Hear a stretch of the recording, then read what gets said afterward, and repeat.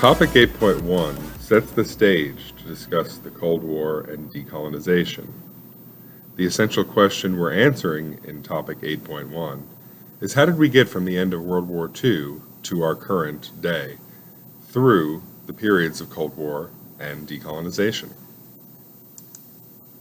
So after World War II, there was a kind of buildup of nationalism really across the world. Remember, it was used not only in preparing for war, but also in the conduct of the war to keep citizens and residents of colonies that were kind of quasi-citizens engaged in the wars.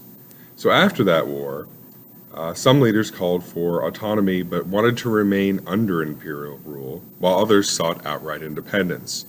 Just like we saw 100 years prior in the previous century, in the revolutions of Latin America, there was a real kind of diversity of desired outcome among people that were in states of rebellion. There wasn't just one goal. In some colonies, people were able to negotiate for their independence, while others actually had to fight for it against their imperial state. Movements involving regional, ethnic, and religious groups questioned colonial rule and also the boundaries that these empires had set, in some instances in kind of an arbitrary fashion.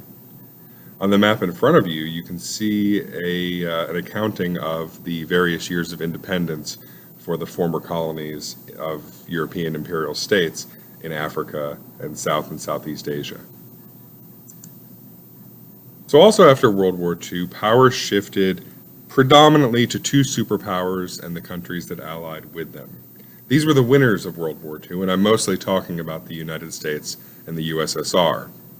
In the course of the war, remember, they had developed new technology, and coming out of the war, they were able to negotiate the peace terms, and so between these two things, they really saw themselves at an advantage over the rest of the world.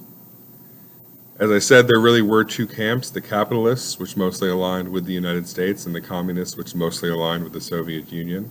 And both sought to expand their influence mostly against the other in the period that would follow World War II. We call this struggle between the two ideologies and the two states that followed World War II the Cold War, and that lasted until 1991 when the Soviet Union collapsed. Some states chose to remain neutral, and some joined a group committed to neutrality called the Non-Aligned Movement, which we'll talk about in 8.2, I believe.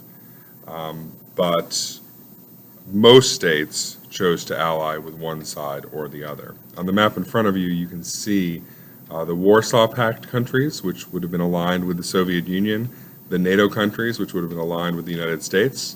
You can see one member of the Non-Aligned Movement present in Europe, and the dark black line is what's called the Iron Curtain, the physical barrier in most places between East and West.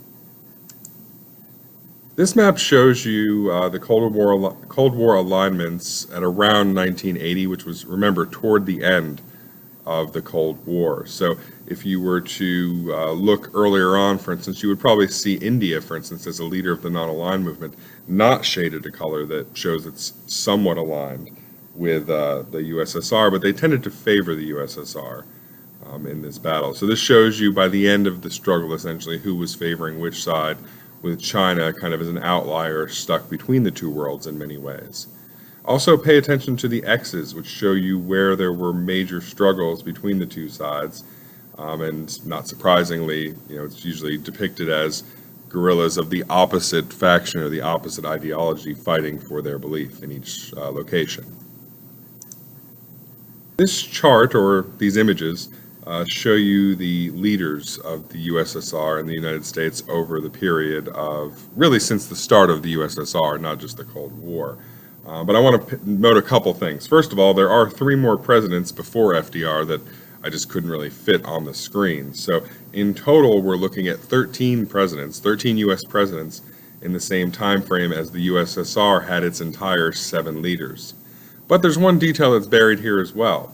If you look at the terms of Lenin, Andropov, and Cherenko, each of their terms is, well, these are slightly above a year, but we're right around a year to 2 years is what we're looking at. So when you take out these 3 short-term leaders, you really had the USSR led by 4 individuals during most of its time. At the same time, as I said, the United States was led by 13, and that really speaks to the difference of the systems, an authoritarian, totalitarian type system versus a more democratic system in the United States. So it really kind of speaks to that, and also can be informative in terms of our understanding the changing policies, particularly on the U.S. side, as there was more change in leadership over time. Lastly, I just want to talk about Germany briefly. So after World War II, remember Germany was divided into 5 parts. The western side was split between the British, the French, and the Americans, and the eastern side was controlled by the Soviets. Shortly after the war, so in 1948 to 1949, there was a period of time where the Soviets blocked land access to Berlin. Remember, Berlin was also segmented between the two sides, so half of Berlin was controlled by the Western powers. And so they weren't allowing any supplies to be brought in. At the height of this blockade, the US and Britain were supplying the city by air, with planes landing every 30 minutes to supply the city. After the end of the blockade, the US, French, and British, I got those two backwards, but anyway, you get my point, decided to merge their territories into one new state called West Germany, and they allowed it to rearm, which would be very important in the years to come.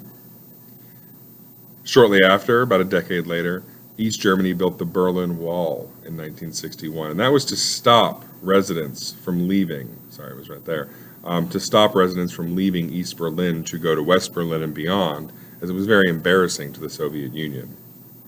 Demolition of the wall started in 1990 and finished in 1991, but there are still some parts standing as historic markers.